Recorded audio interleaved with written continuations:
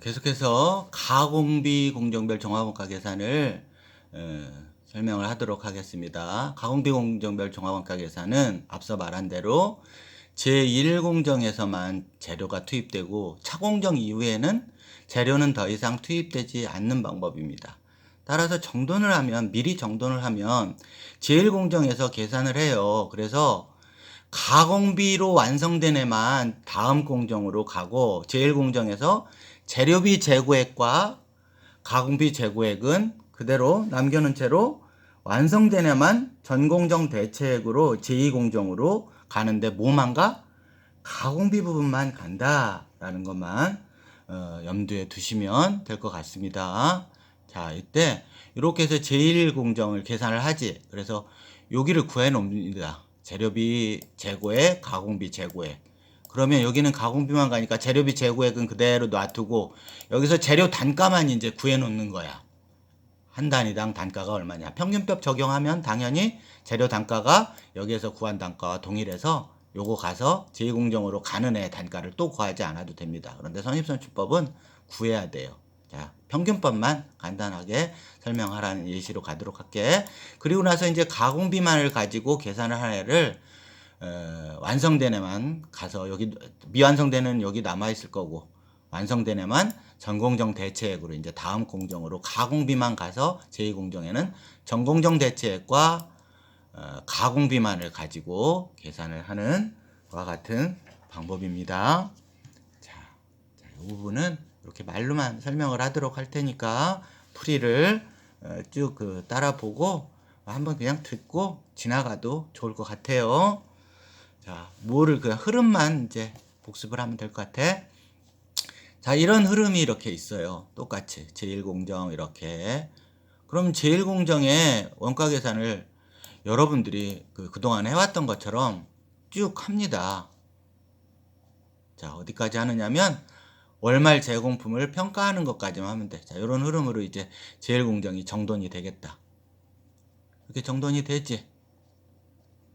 이런 애 그대로 갖다 이제 정돈한 것이야, 여기에. 제1공정에. 그지? 자, 그리고 제2공정은 뭐 이런 애들이 이렇게 왔다라는 것이야, 이렇게. 공정 대체액이 있고, 당월 투입의 가공비는 15,000원이다 라는 것이야. 그러면 여기에 뭐만 구해오면 되냐면 전공정에서 완성돼서 온 전공정 대체액 구액만 여기 구할 수 있으면 되겠다. 그래서 여기 전공정 대체액을 모른다 라고 하고 있어요. 나머지 흐름들은 여기 다 이 자료에서 잡아낼 수가 있습니다. 자, 그러면 1공정으로 가볼게요. 자, 1공정에 가서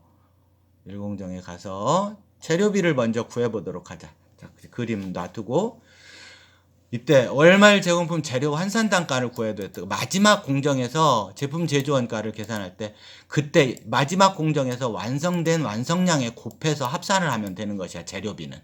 자, 그러면 월말 제공품 재료 환산 단가를 먼저 구해보도록 하자. 자, 이를 보고 여기서 1공정에 요거 300개잖아. 그지? 300개 곱하기 평균법이니까 300개 곱하기 평균법이니까 6만과 12,000을 1200개로 나누면 되겠다. 그지?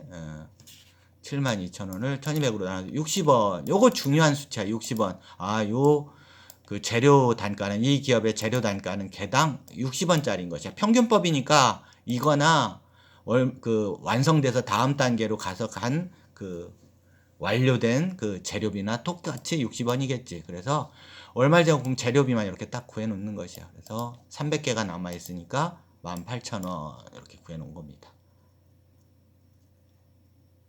되겠지? 자, 그건 놔두고 그 다음에 제1공정에 남은 월말 재료비가 요거다라는 것이야. 그리고 단가 요거 기억해 놔둬야 돼. 60원짜리다 재료비는.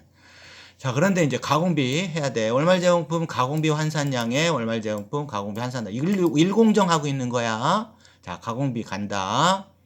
가공비는 37은 20일 210개에다가 210개에다가 여기 210개에다가 요것과 요것을 더해요. 그지? 27,000원 더하기 15600 이렇게 더하는 거예요. 가공비만 여기 갖고 왔으니까 여기에 그지? 재료비 했으니까.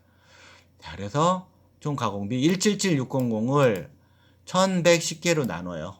그거 더하면 1110이지. 그래서 160원이래 가공비 환산이. 그래서 월말 제공품 가공비가 33,600이야. 자, 그랬을 때 그냥 공정별 원가 계산할 때는 이 둘을 다 더한 다음에 완성품 원가를 다 구했지. 그러지 않고 이건 이거대로 놔둬요. 이건 재료비에 대한 월말 제품 그 일공정에 남아있는 재료비가 재료비만 다음 그 기로 넘어가겠지. 그리고 재료 평균 단가 60원이라는 걸 알아두는 거야. 자, 그리고 이제 가공비만을 다음 공정으로 대체를 하게 되는데, 자, 가공비 보도록 하자. 가공비만 합계해 봐봤어요. 자, 여기서 합계해도 되고 여러분이 알기 좋도록 제1공정으로 가공비만 이렇게 가져와 줬어. 가공비만. 그랬더니 177600인데 여기 계산한 가공비 월말 재고액이 요거래잖아. 33,600원. 자, 그래서 요걸 뺐더니 당월 제1공정의 가공비 요거만 대체할 거니까 요게 144,000원이라는 것이야. 재료는 놔두는 거야. 월말 재고액이 요만큼이고 단가가 이거다라는 걸 알아두는 것이야. 그지? 자, 그러면 전공정으로부터 대체하는 회계 처리는 앞서 공정별 회계 처리하고 똑같은데 여기 온 금액은 가공비만 왔다라는 걸 알면 돼. 자, 그러면 제2공정 이제 그 정리를 해야 되는데 문제로부터 제2공정 이제 보면 전공정 대체액이 요만큼 있었고 가공비 완성도가 50% 150개인 채로 이렇게 있어요. 갖다 적은 것이야. 제2공정 어디 갔어? 제2공정 여기 150개이면서 가공비 21,700원이 50% 된 채로 와 있다. 이런 거야. 그대로 적은 겁니다. 요거 됐지? 자, 그 다음에 당월 투입분인데 당월 투입분 가공비는 뭐 문제에서 15만원 대시되는데 요거 전공정 대체액이 와야 되겠지. 가공비야. 가공비 전공정 대체 144,000원이 와 있는 겁니다. 재료비는 여기 없어요. 제2공정은 이해가 가지? 자, 그래서 똑같이 해. 그럼 자, 그리고 여기 150개와 900개가 투입됐다라고 하고 있잖아. 투입된 수량은 안 알려줘. 900개 여기는 투입된 수량을 안 알려줬는데 어디에서 알고 있어? 자, 제1공정에서 900개가 완성이 되었다라는 것이야. 알았잖아. 그지? 봐, 어떻게 알았어? 기초에 200개 그리고 당월에 1000개 투입했는데 그 차월 2월 된 게 300이었어서 1공정에서 이때 알아냈잖아. 900개가 이제 제2공정으로 가는 거야. 그지? 그래서 여기 900개 이렇게 된 겁니다. 자, 그리고 2공정에서 남은 애 개수가 200개라고 하니까 200개 여기 적어 놓은 겁니다. 자, 그래 놓고는 전공정 대체액과 당월 가공비 제공품에 속해 있는 이 부분을 평가하면 돼. 어렵지 않지? 자, 평가하세요. 자, 그러면 전공정 대체액은 그대로 200개가 되겠다. 그치? 전공정 대체액 200개 곱하기 환산 단가인데 평균법이니까 144,000과 45,000원을 더한 것을 850과 200으로 나눠 1050으로 그냥 나눠주면 되는 겁니다. 1050으로. 그랬더니 전공정 대체액에 대한 환산 단가가 180원인가. 그래서 월말 제공품 전공정 대체액이 200개 환산량이 200개니까 곱하기 180 했더니 36,000원이 나왔습니다. 자, 똑같은 흐름으로 가공비는 200개 곱하기 80이니까 160개 곱하기 환산 단가는 가공비 당월분 15만원과 가공비 전월 2월분 21,700원 이 부분을 두 개를 합한 것 그러니까 17만 1,700원을 그지? 나누기 850 더하기 2, 8, 2, 16 160개 하면은 1010개가 되겠다. 그지? 850 더하기 160 1010개로 나눴더니 170개 원이 된 것이야. 그래서 월말제공품 가공비는 160 곱하기 170에서 27,200원. 자, 그러면 여기 월말제공품 재고액, 이 공정의 재고액을 구하면 36,000원 그리고 27,000원 요거 두 개를 더했더니 63,200원입니다. 그러면 요 합계금액 요랬던 367,700원이 나와 있었을 거 아니야. 요거 전부 다 더하네. 367,700원에서 63,200원을 뺐더니 297,500원인데 이 부분을 당월 제품 제조원가라고 보면 안 되는 것이야. 자, 당월 제품 제조원가는 1공정에서 있었던 재료 단가, 자, 60원이 있었어. 1공정에서 있었던 요 60원 있잖아. 요게 지금 몇 개 완성됐느냐 하면 완성이 850개 된 부분을 감안을 시켜줘야 돼. 자, 그래서 요 가공비 부분 1, 2공정 다 해온 가공비와 1공정에서 완성된 재료비 부분, 2공정에서는 재료비 없었으니까 그래서 60원 곱하기 850개 한 51,000원을 합한 금액이 당월 제품 제조 원가가 되는 겁니다. 그러면 회계 처리는 어떻게 되느냐? 이게 궁금하지? 그러면 제1공정 그 재료비 있었던 요 51,000원 있지? 이 51,000원 부분이 앞서 이렇게 됐을 때 제2공정으로 이렇게 갔었지. 요 가공비는, 응? 가공비는 갔잖아. 근데 그 재료는 안 갔잖아. 재료 지금 51,000원만큼을 지금 보내는 것이야. 제2공정으로 가는 것이 아니라 제품 이렇게 해서. 그리고 얘는 제2공정에서 제품. 얘는 제1공정에서 제품. 그러니까 제품 51,000원 제1공정. 제품 297,500 차변, 그 다음에 대변 제2공정 297,500 이렇게 된다는 뜻입니다. 아셨죠?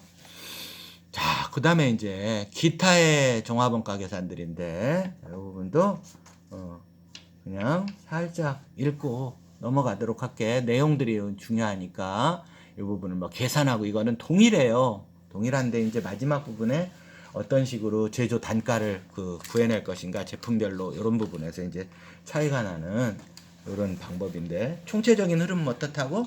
그냥 종합원가 계산이야 다.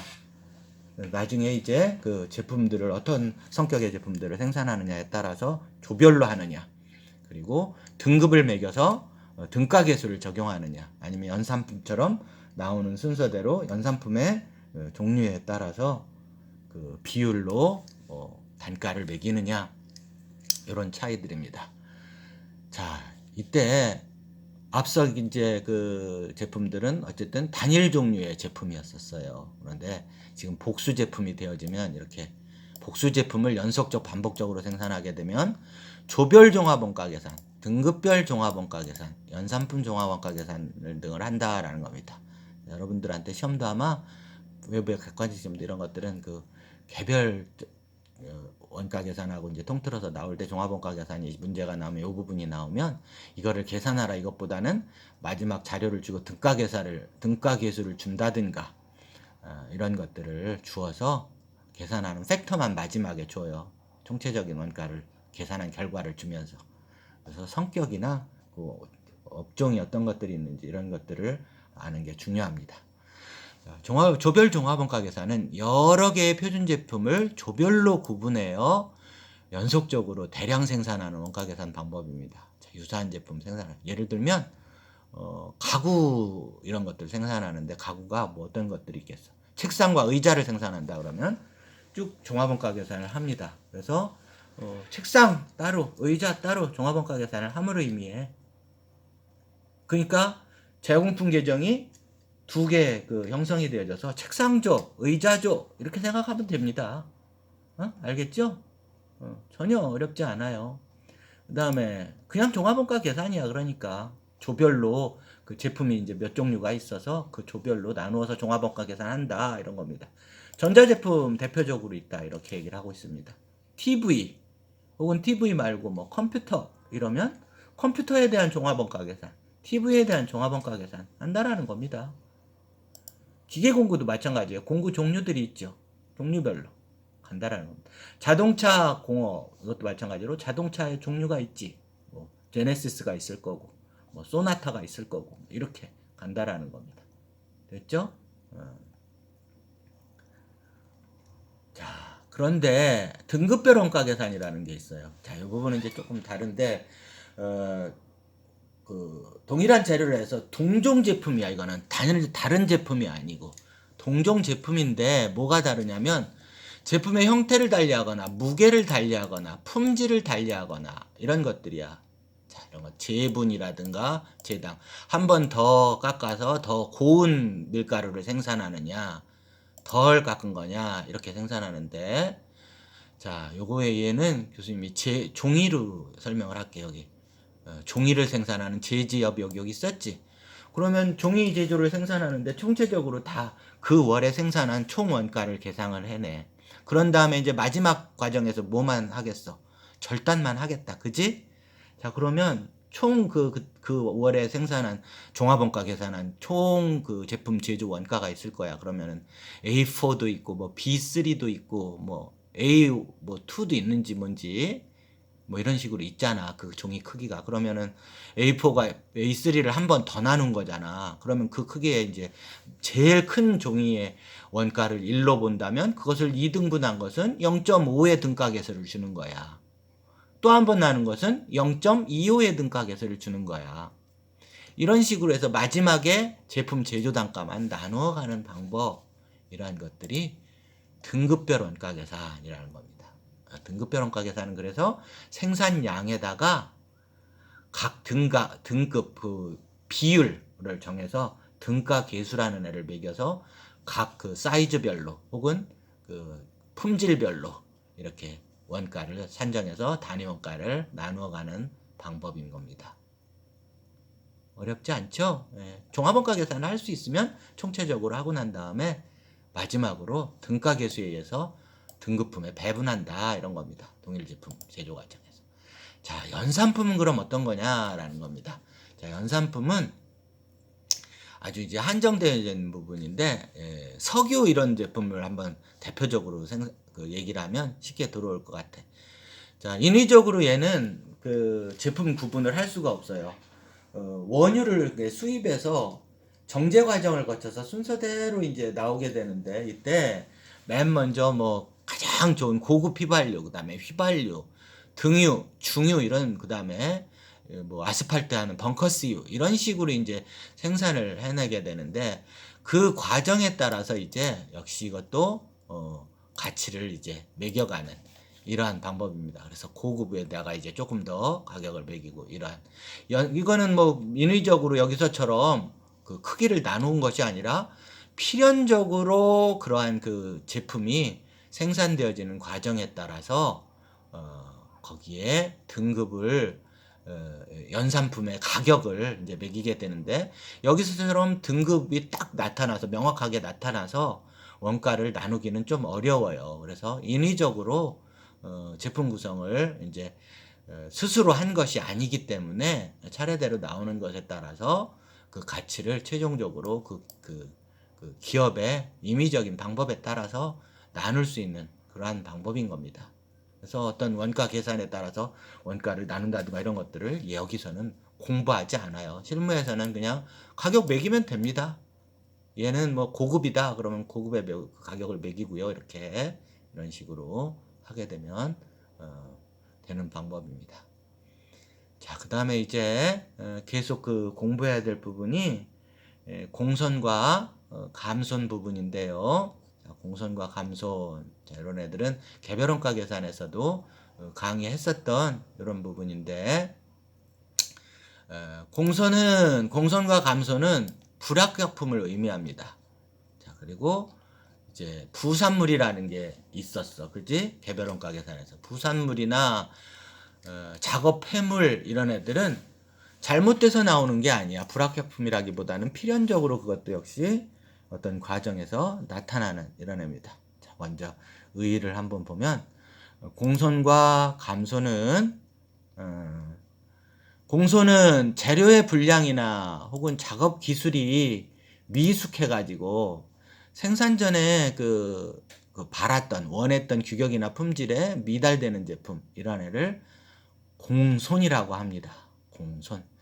그리고 감손도 비슷한데요. 회계적으로는 똑같은데 감손은 가공 중에 이제 그 물리적 변화가 아니라 이제 어떤 그 화학적 변화 이런 쪽이 이제 많아. 그래서 증발이나 수축했다든가 마모 이런 것들 이런 것들은 또 물리적이긴 한데 투입된 원재료 수량이 필연적으로 이제 감소를 하게 돼서 오는 그 손실 이런 애들을 감손이라고 합니다. 그래서 이런 애들은 잔존 가치가 없다라는 점에서 뭐하고 다르다고 교수님이 좀 전에 말한 작업 폐물이나 부산물하고는 다르다라는 겁니다. 작업 폐물은 뭐냐면은 금속을 이렇게 막 가공한다든가 이럴 때 가공을 계속해서 하게 되면 뭐 수액 가루 이런 것들이 금속 찌꺼기가 나오지. 이런 애들은 뭐 잘못돼서 품질이 그 미달돼서 나온 그런 그 잘못된 그 불합격품이 아니고 나온 애야 그냥 부산물로 혹은 작업 폐물로. 그런 애들은 심지어 어떻게 할 수 있냐면 잔존 가치가 있어서 다시 녹여서 금속으로 사용할 수도 있고, 그지? 예. 그렇게 되면 다시 제공품 계정으로 감을 의미해 재료로 사용이 돼서 그만큼 원재료비를 나중에 감소시키는 것이야. 그리고 어떤 경우도 있을 수 있냐면 그냥 그러한 그 작업 폐물이나 부산물을 외부에 팔아버릴 수도 있어요. 팔아서 판매 가치가 생길 수도 있다 이 말이야. 자, 그런 애들은 어떤 가치가 있다는 점에서 공손과 감손하고는 다르다라는 겁니다. 자, 이때 이제 이어서 이제 다음 섹션으로 갈 것 같은데 공손과 감손의 회계 처리 부분이 중요하잖아. 어떻게 회계 처리하고 계산을 어떻게 할 것인가 이런 부분이야. 종합원가 계산에서. 개별원가 계산에서는 곧바로 그 부분을 이제 나누기만 했었지. 정상적인 부분이냐 비정상적인 부분이냐 해서 공손 부분에 그 필요한 수량 곱하기 해가지고 그 제공품에서 제공품 하나를 그 개별원가 계산을 하다 보니까 어떤 제공품 남바 몇이 공손이 발생했다 그러면은 재가공할 것 같으면 다음 제공품으로 들어가던가 아니면 그냥 공손비 처리하던가 이랬었잖아. 그런데 이건 종합원가 계산에서의 공손과 감손은 그렇게 처리하면 안 된단 말이지.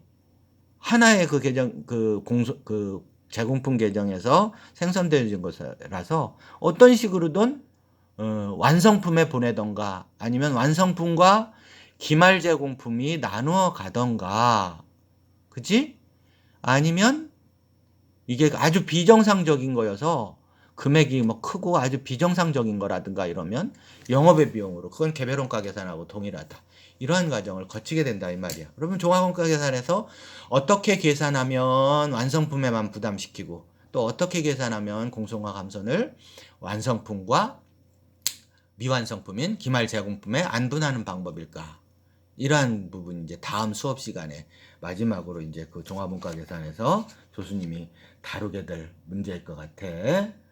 그래서 어떻게 처리를 하느냐 하면은 자 이렇게 처리를 해요. 자 공손과 감손의 이제 의의는 어느 정도 여러분들이 이해를 했단 말이지. 자 그러면 고회계 처리는 이제 이렇게 해. 정상적인 것과 비정상적인 것으로 나누는데 자 이때 보면 정상적 공손과 감손은 단기적으로 통제가 불가능하고 정상 제품을 얻기 위해서 필연적으로 발생하는 부분이라고 보는 것이야. 여러분들이 지금 공부하는 동안에는 정상이냐 비정상이냐 이걸 판단해서 어디로 보내야 된다 이거를 판단하는 일은 없겠지. 그런 거는 걱정하지 않아도 돼.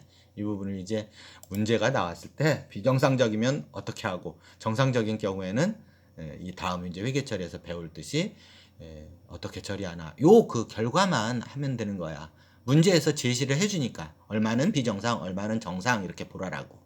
자 이랬을 때 정상적인 애는 공손과 감손을 제품 제조원가에 포함시키는 것이야. 그리고 비정상적인 애는 여기 제품 원가에 포함시킨다고 하잖아. 정상 제품 원가에서 제품 원가 포함시키는데 제품 원가가 어디와 뭐가 있어? 완성된 애도 있을 수 있고 월말 제공품에도 있을 수 있잖아. 그 월에 그 감손이나 공손이. 그래서 그 둘이 나누어 가는 방법이 있고 제품 그냥 완성품에 다 부담시키는 방법이 있다 이 말이야 이게. 자 그리고 비정상적으로 본다라는 것은 영업의 비용으로 본다라는 겁니다. 즉 개별원가 계산에서 하고 이건 동일해. 비정상적인 애는 그냥 그 공선 B 해가지고 원가 차선으로 해서 손익계산서로 가는 것이야. 제조원가에 안 오고 영업의 비용으로 간다라는 거지. 자, 그러면 정상적인 감손과 공손의 회계 처리는 완성품과 기말자금품에 안분하는 방법입니다. 자, 안분을 하면은 이러한 방법들이 이제 계산은 그대로 적용돼요. 즉 감손과 공손이 여러분들이 알고 있는 평균법, 선입법, 후입손질법 계산을 그대로 적용하는데, 이때 공손이나 감손 수량이 없는 것처럼 계산하면 자연스럽게 들어가도록 되어져 있어. 실제로 그런지는 이제 다음 섹션에서 교수님이 이해를 풀어주면서 그 부분을 하면은 이제 이해가 갈 거라고 생각이 듭니다. 251쪽에 나와 있는 그 7-7 예제를 다음 섹션에서 교수님이 다뤄줄 거예요. 그러면 흘려 들어가는구나. 없는 것처럼 하면은 평균 단가가 이제 높아지는데, 높아진 다음에 자기는 기말 제공품은, 월말 제공품은 자기 그 환산량만 가지고 가니까 자기 것을 안 가지고 간다, 이런 뜻이야. 그지? 없는 것처럼 가정을 하면은. 자, 그다음에 완성품에만 부담시키는 방법은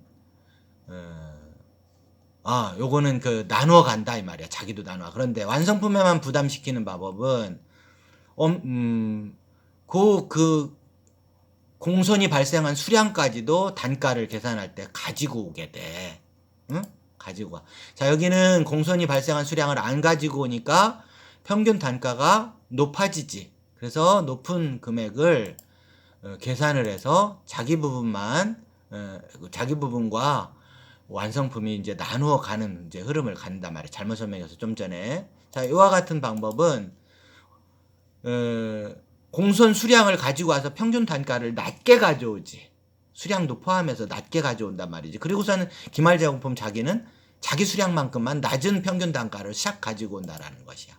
그러니까 조금 가져오겠지, 자기가 기말 제공품이. 그래서 완성품으로 나머지가 다 가게 되는 이러한 흐름을 갖게 된다라는. 자, 이런 회계처리입니다. 공손과 감손 회계처리일 때 정상적인 경우 이렇게 안분하는 방법이 있는데, 제품원가에 배부하는데 하나는 안분하는 방법, 하나는 완성품에만 배부하는 방법이 있다. 그리고 비정상적인 경우에는 제조원가에서 제외해서 영업의 비용으로 한다라는 겁니다. 자, 이거 교수님이 헷갈리게 지금 설명했는데 다시 정리하면 안분하는 방법은 평균 단가를 낼 때 없는 것처럼 합니다. 그러면 평균 단가가 자연스럽게 높아진 애를 같이 나누어 가서 둘이 안분을 해. 그런데 완성품에만 부담시키는 방법은 공손 수량을 같이 갖고 와서 단가를 내. 그러면 단가가 낮아져 있지. 그런 다음에 기말 제공품은 자기 수량만 가지고 가는 거야. 단가 낮은 애를. 그러니까 나머지 그 수량을 다 누가 갖고 가겠어. 나머지 수량이 완성품으로 가도록 자기는 조금만 가져오는 그와 같은 방법을 택하고 있는 것이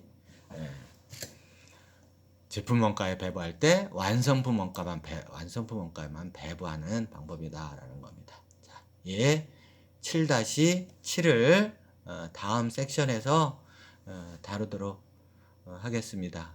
7-7을 끝난 다음에 이렇게 슬쩍 봐놓고 기다리도록 하세요. 교수님도 이번 주 강의를 올리고서는 잠시 이렇게 좀 멈췄다가 이 부분을 정리를 하고 7-7이 끝나면 이제 진도는 끝나게 돼요. 그래서 물론 이제 단원 정리를 교수님이 할 거고요. 연습 문제 풀이를 쭉 하면서 객관식 문제도 풀 거고, 그리고 종합원가 계산을 정리하기 위해서 풀이형 문제도 교수님이 다뤄줄 겁니다. 그 부분을 같이 정리하면서 7장까지 풀 텐데, 7장까지가 이 정규 수업의 마지막입니다. 8장에 이 얘기를 처음 하는 게 아니지.